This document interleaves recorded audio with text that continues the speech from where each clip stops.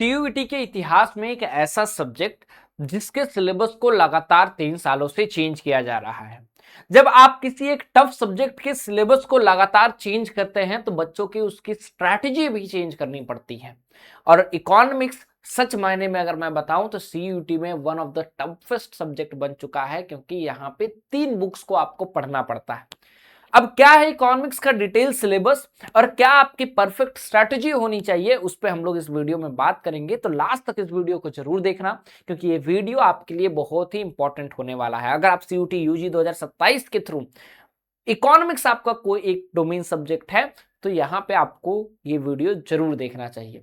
अगर चैनल पर नए हैं तो सबसे पहले चैनल को सब्सक्राइब कीजिए, क्योंकि यहाँ से यूनिवर्सिटी तक का रास्ता हम आपके लिए आसान बनाने वाले हैं। नमस्कार, स्वागत है आपका हमारे इस ऑनलाइन लर्निंग प्लेटफॉर्म बेसिक शिक्षा पे। मैं अमित तिवारी आप सभी का ह्यूमैनिटीज डोमेन मेंटर एक बार फिर से आपके इस प्यारे चैनल पे आपका स्वागत करता हूँ। बात करते हैं इकोनॉमिक्स के डिटेल सिलेबस को। ठीक है, इकोनॉमिक्स का जो पेपर कोड है बेटा वो 309 है और इसके सिलेबस में लगातार चेंजेस किए गए हैं। ठीक है, अब इसका डिटेल सिलेबस क्या होगा, सबसे पहले मैं आपको बात करता हूं। 3 बुक्स आपको पढ़ने पड़ते हैं, माइक्रो मैक्रो और इंडियन इकोनॉमी का बुक पढ़ना पड़ता है। ठीक है, अब इस माइक्रो में आपको क्या पढ़ना पड़ता है, इंट्रोडक्शन टू माइक्रो इकोनॉमिक्स जो है, यहां पे आपको जो है पढ़ना पड़ेगा थ्योरी एंड कंज्यूमर बिहेवियर कि कंज्यूमर बिहेवियर क्या होता है। ठीक है, यहां पे आपको सबसे पहले समझना पड़ेगा कि माइक्रो इकोनॉमिक्स क्या है, उसके माइक्रो इकोनॉमिक्स के सेंट्रल प्रॉब्लम क्या आते हैं, what to produce, how to produce, for whom to produce. जब ये सेंट्रल प्रॉब्लम आते हैं तो कंज्यूमर इक्विलिब्रियम पे कब पहुंचता है। अगर मैं कुछ खरीदने जा रहा हूं तो मैं अगर इस पे 10 रुपए खर्च कर रहा हूं तो मेरा इक्विलिब्रियम कब होगा, कब मैं कहूंगा कि मैंने अपना पैसा वसूल कर लिया। ठीक है, ये सारी चीजें। अब यहाँ पे पीपीएफ कर वगैरह भी आता है। ठीक है, यहाँ पे आपको two commodity case, consumer budget वगैरह को भी, आपको इंडिफरेंस कर्व वगैरह को भी समझना पड़ेगा, नेचर स्कोप क्या है उसका, स्लोप क्या दर्शाता है, वो सारी चीजें। फिर उसके बाद कंज्यूमर बिहेवियर में हमको एक और चीज पढ़नी पड़ेगी कि डिमांड कब क्या होता है, कब क्या होता है। ठीक है, अब इस डिमांड में आपको इंडिविजुअल डिमांड, मार्केट डिमांड, उसके डिटरमिनेंट्स क्या है, फैक्टर्स क्या है, ठीक है, कब ये शिफ्ट करता है, कब मूवमेंट अलोंग द कर्व होता है, ये सारी चीजें आपको समझनी पड़ेंगी। इलास्टिसिटी ऑफ डिमांड क्या है, इलास्टिसिटी ऑफ डिमांड से यहां से क्वेश्चन सबसे ज्यादा आते हैं।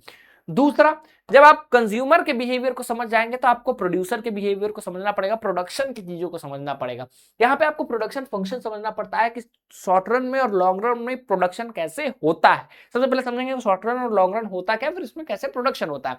दूसरी चीज, आप टोटल प्रोडक्शन, देन उसके बाद marginal production and average production के बारे में भी समझते हैं कि टोटल, एवरेज, मार्जिनल शब्द का क्या मतलब होता है, उसका प्रोडक्शन से क्या लेना देना है।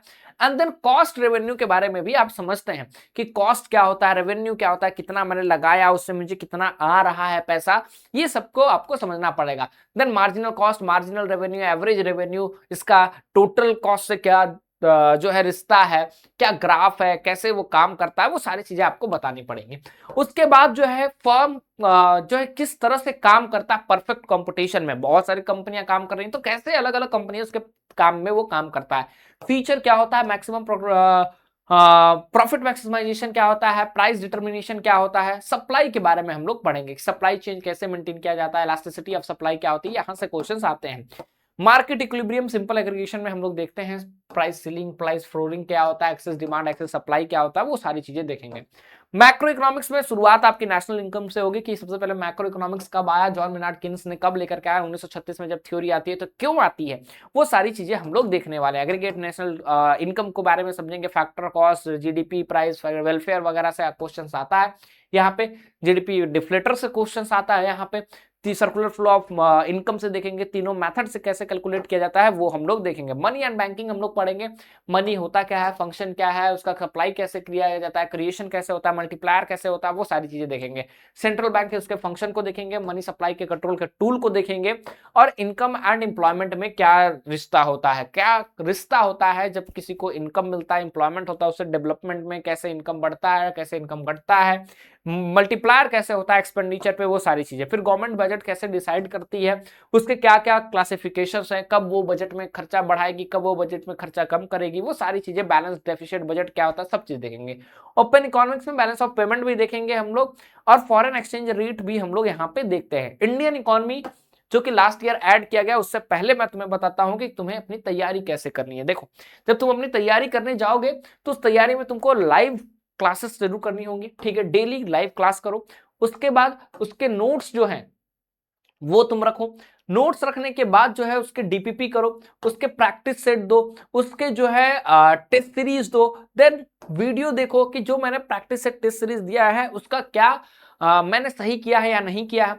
देन स्टडी प्लानर पे फोकस करो, अपने डाउट सेशन पूछो, और व्हाट्सएप सपोर्ट तो हमेशा होना चाहिए कि अगर मुझे कोई दिक्कत है तो मैं पूछ सकूं। ये आपका स्टडी प्लानर परफेक्ट होता है। ये सारी चीजें अगर आपको चाहिए, साथ में अगर आपको बुक भी चाहिए सीयूटी की तैयारी के लिए, तो आप वो भी प्रेफर कर सकते हैं। लेकिन आपको मैं बता दूं ये सारी चीजें कहां पे मिलेंगी, हमारे रिसेंट वरदान बैच में मिलेंगी। हमारे रिसेंट वरदान बैच की क्लासेस 10 तारीख से चालू हो रही हैं।